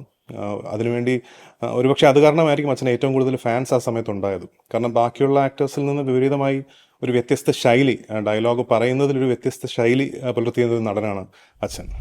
ഈ ഡയലോഗ് എന്ന് പറഞ്ഞെടുത്ത് പറയാം, പ്രസംഗം എന്ന് പറയുന്ന ഒരു ആർട്ടായിട്ട് തന്നെ കണക്കാക്കുന്നുണ്ട്. നിലപാടുകൾ എടുക്കുക, അല്ലെങ്കിൽ നേരത്തെ പറഞ്ഞല്ലോ ഈ ദാസ് ക്യാപിറ്റൽ വായിച്ചിട്ടുണ്ടോ എന്ന് ചോദിക്കുക എന്നൊക്കെ പറയുന്നതിൽ അല്പം സ്വല്പം നല്ല രാഷ്ട്രീയ അഭിരുചി, അഭിപ്രായവും താല്പര്യമൊക്കെ ഉണ്ടായിരുന്ന ആള് അല്ലേ? രാഷ്ട്രീയം ഉണ്ടായിരുന്നു. പിന്നെ SFI സ്ഥാനാർത്ഥിയായിട്ടൊക്കെ യൂണിവേഴ്സിറ്റി കോളേജ് നിന്നതല്ലേ. അന്ന് വലിയ ഇടതുപക്ഷ ചിന്താധികാരം. പക്ഷെ അതിനകത്ത് ഇച്ചിരി മാറ്റങ്ങൾ അവസാനം വന്നു. ശരി, അങ്ങനെയല്ല ഇങ്ങനെയല്ല, ഇടതുപക്ഷം എന്ന് പറഞ്ഞാൽ ഇങ്ങനെ ആയിരിക്കണം. അദ്ദേഹത്തിനെ കറക്റ്റ് ചെയ്യാൻ തുടങ്ങി കുറേയൊക്കെ. അപ്പം ഞാൻ പറഞ്ഞു, ഇതൊക്കെ സ്ഥായിയായിട്ട് ഓരോ പാർട്ടിക്കും അതിൻ്റെതായ ഒരു ചില അടിസ്ഥാന ഘടകങ്ങളുണ്ട്. അതൊന്നും ഒരു സുകുമാരൻ വിചാരിച്ചാൽ അത് മാറാൻ പോകുന്നില്ല. എൻ്റെ പൊന്നു സുഖട്ടാന്നൊക്കെ പറഞ്ഞ് ഞാൻ തർക്കിക്കും. അതൊരു സത്യമാണ്. ഇടതുപക്ഷമായിരുന്നു അദ്ദേഹം ആ സമയത്ത്. ഒരു സ്ഥാനം കൊടുത്തതൊക്കെ ഇച്ചിരി വിവാദമൊക്കെ. അയ്യോ, അത് നമ്മുടെ ബഹുമാനായ ലീഡർ ശ്രീ കെ കരുണാകരൻ. അതായത് എന്താ പറയുക, അവിടെയാണ് നമ്മൾ അദ്ദേഹത്തിൻ്റെ ഒരു ക്വാളിറ്റി മനസ്സിലാക്കേണ്ടത്. ഇപ്പം കാണുന്നത് പോലെ വെറും രാഷ്ട്രീയം ഈ കലാരംഗത്ത് കൊണ്ടുവന്ന് കലർത്തുന്നതിനോട് കരുണാകരൻ സാറിന് യോജിപ്പില്ലായിരുന്നു. കാരണം ചിത്രാഞ്ജലി സ്റ്റുഡിയോ ഇപ്പോൾ പോയി നോക്കിയാലും കാണാം. അന്ന് ചിത്രാഞ്ജലി സ്റ്റുഡിയോ സിദ്ധാർത്ഥൻ അറിയാതെ രായ്ക്ക് രാമായണം വഴുതക്കാട്ടെ ചിത്രാഞ്ജലിയുടെ ഓഫീസ് ചിത്രാഞ്ജലിക്കകത്ത് തിരുവല്ലത്ത് കൊണ്ടുപോയി അയാളൊക്കെ സമ്മതിക്കത്തില്ലെന്ന് പറഞ്ഞു യൂണിയൻകാർ. ഓഫീസ് വഴുതക്കാടും ബാക്കി പ്രവർത്തനം ചിത്രാഞ്ജലി. അപ്പോൾ സുഹൃത്തൻ ചോദിച്ചു, നാളെ ഒരു പ്രൊഡ്യൂസർക്ക് അവിടെ വെച്ചൊരു പരാതിയുണ്ട്, അയാൾ പറയാൻ വഴുതക്കാട് വരെ വരണോ തിരുവനന്തപുരത്ത്. അത് ശരി, എന്തിനാ അത് അവിടെ ഇഷ്ടം പോലെ മുറികളും സ്ഥലങ്ങളും ഒക്കെ ഉണ്ടെന്ന് സമ്മതിക്കത്തില്ലെന്ന് പറയുമ്പം രായ്ക്ക് രാമായണം ഷിഫ്റ്റ് ചെയ്തു. അപ്പോൾ അങ്ങനെ ഈ പറഞ്ഞിട്ട് ഞാൻ ചെയ്യാൻ കാര്യം ഞാൻ അവിടെ തുടക്കത്തിൽ പറഞ്ഞതാണ്. കരുണാകരൻ സാർ പറഞ്ഞ ഒറ്റ വാചകം, ഞാൻ ഒരുപാട് ആഗ്രഹിച്ചു തുടങ്ങിയ സിനിമയ്ക്ക് വേണ്ടി തുടങ്ങിയ പ്രശ്നം എൻ്റെ മനസ്സിൽ കിടക്കുന്നതൊക്കെ ഇപ്പോഴത്തെ വലിയ വലിയ തമിഴ്നാട്ടിലെ സ്റ്റുഡിയോകൾ, അതായത് ഇപ്പോൾ ഫോർ എക്സാമ്പിൾ രാമോജി റാവു വരെ ഇപ്പോൾ കണ്ടില്ലേ, അതുപോലൊരു വലിയ സംഭവമായിട്ട് നമ്മുടെ തലസ്ഥാന നഗരിയിലെ ചിത്രാഞ്ജലി മാറണം. നല്ല സ്ഥലമല്ലേ, കടലും നല്ല വ്യൂ. അപ്പം ഇത്രയും സ്ഥലമെടുത്തിട്ടിട്ട് അതിനകത്ത് ഇങ്ങനെ ഒരു ഓഫീസും കുറേ ആൾക്കാരും ഒരു എഡിറ്റിങ്ങും മാത്രമൊക്കെ ഉള്ളു. പിന്നെ അപ്പോൾ ഇതൊന്ന് മാറ്റിയെടുക്കണം എന്നൊക്കെ പറഞ്ഞു. പക്ഷേ അങ്ങനെ മാറ്റി അവിടെ കൊണ്ടുപോയിട്ട് രാഷ്ട്രീയ രംഗത്തുള്ളവർ വരെ അതിനെതിരെ നിന്നു. അതെന്തോന്നു, ഒരാളെ കാണണമെങ്കിൽ ചിത്രാഞ്ജലി വരെ പോകണം. അപ്പോൾ സുഹൃത്ത് ചോദിച്ചു, ഷൂട്ട് ചെയ്യാൻ ചിത്രാഞ്ജലി വരെ പോവാം, അതുമായിട്ട് ബന്ധപ്പെട്ട സ്ഥാനത്തിരിക്കുന്നവരെ കാണാനായിട്ടാണോ നിങ്ങൾക്ക് അവിടെ വരാൻ മടി എന്നൊക്കെ പറഞ്ഞ് അന്ന് കരുണാകരൻ സാറിൻ്റെ ആത്മാർത്ഥമായത്, അതിനകത്ത് രാഷ്ട്രീയം നോക്കരുത്, ഇങ്ങേർക്ക് സിനിമയെക്കുറിച്ച് അറിയാം, അയാൾക്ക് വിവരമുണ്ട്, അയാൾക്കിത് നന്നായിട്ട് കൊണ്ടുപോകാൻ സാധിക്കും എന്ന് പറഞ്ഞിട്ട് അങ്ങനെയാണ് സുഹേട്ടനെ പിടിച്ച എൻ്റെ ചെയർമാൻ. അന്ന് ഞങ്ങൾ അല്ലെങ്കിൽ തന്നെ അതിന് മുമ്പേ വർഷങ്ങളായിട്ട് കുടുംബത്തിൽ നല്ല പരിചയമുണ്ടായിരുന്നു. പിന്നെ ആക്കി. അത് കഴിഞ്ഞ് പിന്നീട് അത് കുറച്ചുകൂടെ ഒരു സുവർണകാലം എന്ന് പറയുന്നത് ആദ്യത്തെ MD മാറിയിട്ട് ജയകുമാർ സാർ IAS MD ആയിട്ട് വന്നു.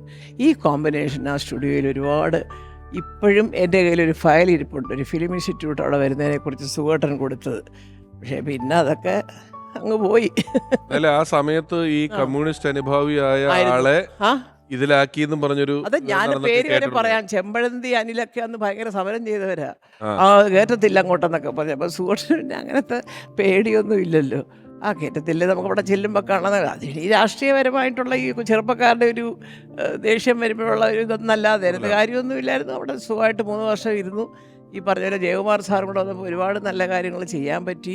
അവിടുത്തെ പലരെയും ഈ താൽക്കാലിക നിയമനക്കാർക്ക് വേണ്ടിയിട്ട് സീഡിറ്റ് തുടങ്ങിയത് അപ്പോഴാണ്. അവർക്ക് വേണ്ടി വാദിച്ച് കേസ് ജയിച്ച് അവരെയൊക്കെ സ്ഥിരമാക്കി കൊടുത്തു. അങ്ങനെ ഒരുപാട് കാര്യങ്ങൾക്ക് സുഖമായിട്ട് തന്നെ ഇനിഷ്യേറ്റീവ് എടുത്തത്. ശരിക്കും അത് നല്ലൊരു സാറിൻ്റെ മരണവുമായി ബന്ധപ്പെട്ടിട്ട് ആ സമയത്ത് ഞാൻ തിരുവനന്തപുരത്തുണ്ടായിരുന്നു. ഒരു ഗുരുത്വമായിട്ടാണ് എനിക്ക് തോന്നിയിട്ടുള്ളത്. കാരണം നീ വരുവോളം എന്ന് പറഞ്ഞ പടത്തിൻ്റെ ഷൂട്ടിങ്ങുമായിട്ട് ബന്ധപ്പെട്ട് ഞാൻ തിരുവനന്തപുരത്തുണ്ടായിരുന്നു. ചിലപ്പോൾ ഞാൻ വേറെ എവിടെയെങ്കിലും ആയിരുന്നെങ്കിൽ ചിലപ്പോൾ എത്തിപ്പെടാൻ പറ്റാത്തൊരു സ്ഥലത്തായിരുന്നെങ്കിൽ ആലോചിച്ച്. പക്ഷേ അത് കറക്റ്റായിട്ട് ആ സമയത്ത് ഞാൻ തിരുവനന്തപുരത്ത് ഷൂട്ടിംഗ് ഉണ്ടായിരുന്നു. ഇവരറിഞ്ഞുകൊണ്ട് തന്നെ ഞാൻ സാറിൻ്റെ വീട്ടിൽ പോയി. അപ്പോൾ അത് പൂട്ടിയിട്ടിരിക്കുകയായിരുന്നു. അന്ന് ചേച്ചിക്ക് പോയിരിക്കായിരുന്നല്ലോ. ചേച്ചിയുടെ വീട്ടിൽ പോയി. അവിടുന്ന് പിന്നെ ഇവിടെ വരുമ്പോഴേക്കും നമ്മുടെ സിനിമാ സംഘടന ആൾക്കാർക്ക് കൂടി എല്ലാം അവിടെ ഡെഡ് ബോഡി കൊണ്ടുപോയിക്കാനുള്ളതൊക്കെ ഉണ്ടായി. അപ്പോൾ അത് ഒരു ഗുരുത്വമായിട്ടാണ് എനിക്ക് തോന്നിയത്. കാരണം സാറായിട്ട് സിനിമയിൽ കൊണ്ടുവന്ന് അവിടുന്ന് തുടങ്ങിയിട്ട് സാറിൻ്റെ മരണസമയത്ത് അവിടെ ഉണ്ടാകാൻ പറ്റില്ല എന്ന് പറഞ്ഞാൽ അത്രയും വലിയൊരു സങ്കടം പിന്നെ ഉണ്ടാവാനില്ല. അതുപോലെ തന്നെ അത് അറിയാവുന്നൊരു കാര്യം, അവിടെ ആ ജംഗ്ഷനിൽ നാനാജാതി മതസ്ഥരുണ്ട്. എനിക്കത് നല്ല ഓർമ്മയാണ്. ഞങ്ങൾ ബോഡിയൊക്കെ ആയിട്ട് ആംബുലൻസ് ചെല്ലുമ്പോൾ എൻ്റെ മുറ്റത്ത് ഇങ്ങനെ ടാർപ്പാളിൻ വെച്ച് 2-3 സംഭവം കട പോലൊക്കെ നോക്കുമ്പോൾ ഒന്നിനകത്ത് ചായയും കാപ്പിയും കൊടുക്കുന്നു, വേറൊന്നിനകത്ത് സിഗരറ്റ് മുറുക്കാൻ. ഇതെല്ലാം ആ ജംഗ്ഷനിലെ കടക്കാരാണ്. അത് ഒരു ജാതിയിലുള്ളവരൊന്നും അല്ല. സുഖുവേട്ടൻ്റെ മരണം എന്ന് പറഞ്ഞാൽ അവിടെ എല്ലാവർക്കും ഒരു ദുഃഖമായിരുന്നു. കാരണം പുള്ളി അങ്ങനെ അവർ കൊണ്ട് മുടക്കി കുത്തി വലിയ ഷട്ടിടിയിലൊന്നും ഇല്ലല്ലോ. എല്ലാവരുമായിട്ട് വലിയ ഒരു സ്നേഹബന്ധത്തിൽ കഴിഞ്ഞത്. ആ ഒരു സ്നേഹം അതുകൊണ്ട് അദ്ദേഹം പോയപ്പോൾ അവർക്കുണ്ടായ വിഷമം അയ്യോ ഞാൻ എന്നും ആലോചിക്കും. അവിടെ ആ ജംഗ്ഷനിലെ എല്ലാ കടക്കാരും പാതിരാത്രിക്ക് ഞങ്ങളുടെ വീട്ടിൽ മുറ്റത്ത് നിൽക്കുകയാണ്, കാപ്പി കൊടുക്കാനും ചായ കൊടുക്കാനും സിഗരറ്റ് കൊടുക്കാനും മുറുക്കാൻ കൊടുക്കാനും ഒക്കെ ആയിട്ട്. എനിക്ക് പുള്ളി ദീർഘവീക്ഷണം പറയുകയാണെങ്കിലേ ഞങ്ങൾ വീട്ടിൽ നിന്ന് സംസാരിക്കും പറയും, പലപ്പോഴും പറഞ്ഞിട്ടുണ്ട്, ഈ ലാലും മമ്മൂട്ടിയും അവർ ഒരു റൗണ്ട് ഗംഭീരമായിട്ട് പോകുമെന്ന് പറഞ്ഞു. ആ റൗണ്ട് ഇപ്പോഴും ഓടിക്കൊണ്ടിരിക്കുകയാണ്. ദീർഘവീക്ഷണമാണത്. അല്ല തീർച്ചയായിട്ടും അതെ. അപ്പൊ അദ്ദേഹത്തിന്റെ ഒരു ചിന്താഗതി അന്ന് വന്ന് നിൽക്കുന്ന നടന്മാരിൽ ഇവര് 40 വർഷമായിട്ടും ഇപ്പോഴും കണ്ടിന്യൂ ചെയ്തുകൊണ്ടിരിക്കുകയാണ്. ഒരു ചോദ്യം കൂടെ, സുകുമാരൻ സാർ അഭിനയിച്ച അല്ലെങ്കിൽ അതിലിഷ്ടപ്പെട്ട സിനിമകളിൽ പാട്ടിൽ ഏറ്റവും ഇഷ്ടപ്പെട്ട പാട്ട് ഏതാണ്? ജോഷി സാറിൻ്റെ ശരം എന്ന് പറഞ്ഞൊരു പടത്തിലെ പാട്ടാണ്. അത് വേറെ ഒന്നും കൊണ്ടല്ല, സുഖേട്ടൻ അത്രയും ഒന്നിങ്ങനെ ആ പടത്തിൻ്റെ കാര്യം ഞാൻ പറഞ്ഞെങ്കിലും അതിനകത്ത് അഭിനയിച്ചതും സുഖേട്ടൻ്റെ ചിരി അത് ഇതൊക്കെ എനിക്ക് എപ്പോഴും സുഖേട്ടൻ ഇന്നും ഞാൻ അങ്ങനെ കാണുന്ന ഒരാളാണ്. സുഖേട്ടൻ ഇല്ലയെന്ന് എനിക്ക് സത്യം ഞാൻ പറയാം, എനിക്ക് തോന്നിയിട്ടേ ഇല്ല. എവിടൊക്കെയോ ഉണ്ട് ഷൂട്ടിങ്ങിന് പോയതാണോ എന്താണെന്ന് അറിയാൻ വയ്യ. പലപ്പോഴും ഒരു മനോധൈര്യം പെട്ടെന്ന് വരിക, അതൊക്കെ അദ്ദേഹത്തിൻ്റെ ഒരു ഇഞ്ചക്ഷനാണെന്നാണ് ഞാൻ ധരിക്കുന്നത്. ആ പാട്ട് എന്താ, മേഘം കുടച്ചൂടും വെണ്ണിലാവിൻ ചന്ദ്രികയിൽ പുഷ്പരാഗത്തേരിൽ വരും സ്വപ്നലോല ഗായകൻ നീ എന്നും എൻ്റെ ഹൃദയത്തിൽ പൊൻവസന്ത വീഥികളിൽ വെൺമേഘം കുടച്ചൂടും വെണ്ണിലാവിൻ ചന്ദ്രികയിൽ പുഷ്യരാഗത്തേരിൽ വരും സ്വപ്നലോല ഗായകൻ നീ എന്നും എൻ്റെ ഹൃദയത്തിൻ പൊൻവസന്ത വീഥികളിൽ. അങ്ങനെ ഒരു പാട്ട്, അതെനിക്ക് വലിയ ഇഷ്ടമുള്ളൊരു പാട്ട്. വളരെ നന്ദി. എപ്പോഴും അതുപോലെ ആ പൊൻവസന്ത വീഥികളിലൂടെ ഞാൻ സുഖമായിട്ട് തന്നെ സഞ്ചരിക്കുകയാണ് ഇപ്പോഴും. ഓർമ്മയിലെന്നും എന്നുള്ള ഈ പരിപാടിയിൽ അനശ്വരരായ ഓരോ ആൾക്കാരുടെ ഓർമ്മയിലൂടെയും നമ്മൾ യാത്ര ചെയ്യുമ്പം ഓരോ എപ്പിസോഡിൻ്റെ അവസാന ഘട്ടത്തിലും അവരെക്കുറിച്ച് അവരുടെ ചിത്രങ്ങൾ വെച്ചിട്ട് നമ്മളൊരു ആൽബം തയ്യാറാക്കുന്നുണ്ട്. നമുക്കിനി ആ ആൽബം സൈൻ ചെയ്യാം.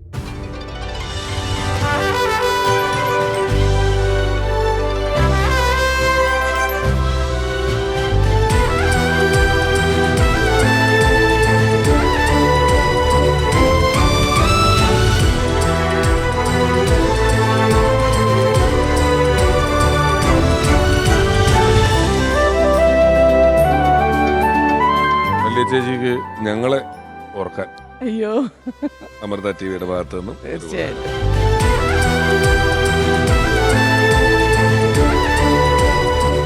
ഓർമ്മകൾക്ക് ജീവൻ വയ്ക്കുന്നത് പ്രിയപ്പെട്ടവർ ഒത്തുചേർന്നിരുന്ന് അത് വീണ്ടും വീണ്ടും പുതുക്കുമ്പോഴാണ്.